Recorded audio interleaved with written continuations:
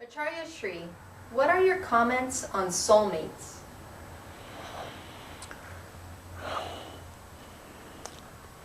In Indian mythology, it is a very old concept. Actually, it is ancient concept. If you see the Shiva is meeting the same soul again and again. Sometimes it is Parvati, sometimes it is Uma, sometimes it is a different name, but the soul is same. Krishna is meeting Radha or Rukmani again and again. That is the in Indian culture they think that. But the strongest soulmate they consider Rama and Sita, because that is the only one. Even Krishna had 2 or 3 wives. According to the scriptures, he must have more than. But Rama has only 1 wife, it is called Sita, and Sita was very beloved wife and beloved soul, and they both thought that they are soulmate. If you go through the Indian scriptures, we see here and there, everywhere, soulmate, and there are stories about lovers. Heer and Ranjha, Laila and Majnu. There are many stories about it. But it is also misconception about it. The way they think the soulmate is that as soon as you get married, if it is arranged marriage, wife has a lot of love for husband, husband has a lot of love for wife. So they begin to think that we are soulmates. And that wife wants to be forever his wife. The Indian mythology goes ahead, too ahead actually.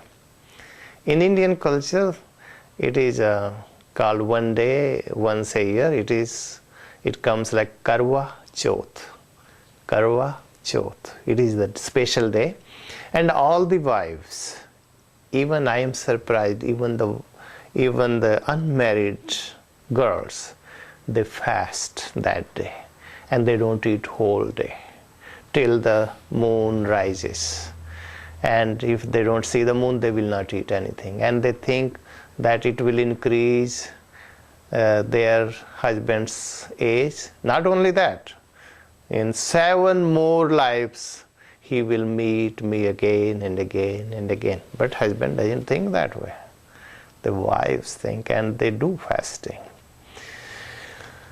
It is all misconception. First of all, any soul, any living being in this world, we have relation with every and single, each living being at least 7 times. Minimum 7 times. So either in one life they were maybe friends, or they may be father, daughter, or father, son, mother, daughter, sisters, brothers. At least 7 relations we have already with every living being. And do you know that how many living beings in this world? I'm talking the Brahmanda. Infinite living being. Not only human, everywhere, because it is already evolution. They are becoming human. So the soulmate in Western countries, as soon as they meet someone, dating a good man, automatically she thinks, if it goes everything perfect, similar idea, similar thinking, lot of similarities, and a man is perfect, says very good words to her, so naturally she began to think, oh, he's my soulmate. But this charm doesn't last. Even they get married, they get divorced. What happened to the soulmate then? They will meet another soulmate, third, fourth, fifth. They go over and over. It is not the concept of soulmate. Soulmate is there is a one soul to each other. So they meet again and again in different way. Maybe the last time they were husband and wife. Not necessarily that they will be in this life husband and wife. They may be friends. They may be just sisters. They can be brothers. But they meet again and again in different way. That is the soulmate. But that is misconception that you can get as a girlfriend or as a boyfriend or a husband, as a wife. That is the only soulmate. No, it can happen that way too. But you cannot deny the other possibilities. Other possibilities are there.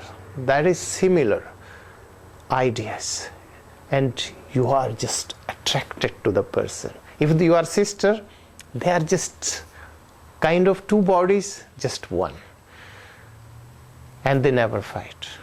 Soulmate, they have that kind of concept, they have that kind of ideas, they just become kind of one.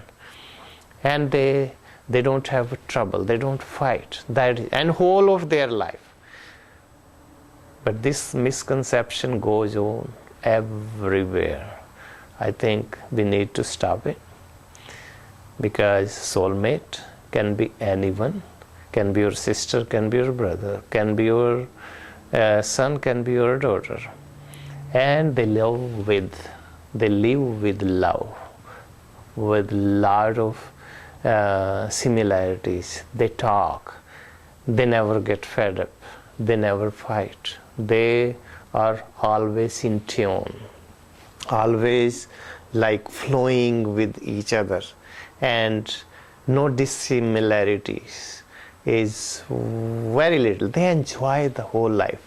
Even the person goes away, if it is, suppose it is a daughter goes away, and if it was a soulmate of the mother will cry forever, and she wants to see her again and again. Same thing, daughter wants to see her.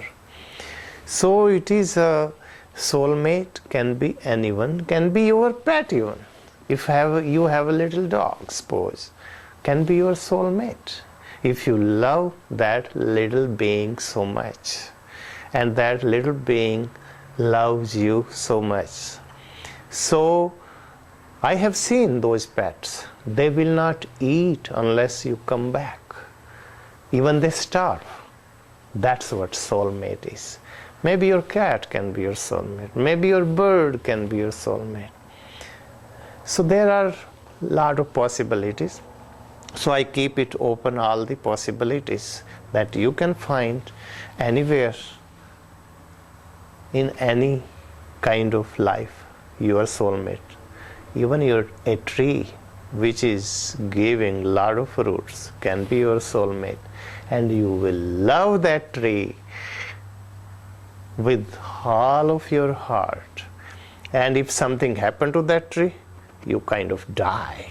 So you feel very bad. So that's what soulmate means. And it doesn't slip away from you. It's always going to meet again and again and again, the same soul, in different relation, in different way, but you are going to meet it. That was the right concept of the soulmate. Misconception is lovers. That is totally misconception, but they have excuse about, they say Krishna had it, Rama had it, or Laila, Majnu, Heer, Ranja, or there are many lovers in the history. So that is misconception.